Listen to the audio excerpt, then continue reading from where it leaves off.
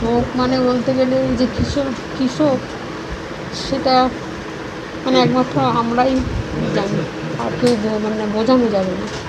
এত শোক, এত আনন্দ আমাদের এই ভাইফোঁটাকে ঘিরে, মানে চিন্তার বাইরে। তখন তো মানে কি বলবো, এত পাবলিক নেই, কেউ নেই বাড়িতে, শুধু আমরা বোনেরা আর ভাই, ব্যাস। কী আনন্দ, কী আনন্দ!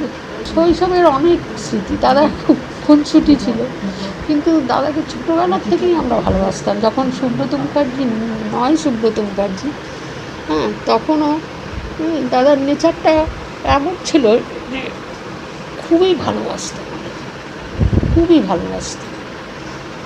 সেই ভালোবাসা সেই ছোটোর থেকে পেয়ে পেয়ে আজকে আমরা এই জায়গায় এসেছি।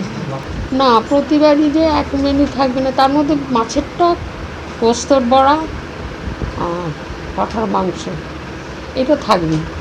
তারপর আনুষাঙ্গিক কোন দোকানের কোন মিষ্টিটা খাবে ও সেটাও বলে দিত, এই দোকানের ওই মিষ্টি। তারপরে বলতে ভুলে যাচ্ছিলাম, ওই সকাল মিষ্টিটা খাওয়ার পর ও একটা আতা খেত, মানে সেই আতাটাও এনে দিতে হতো।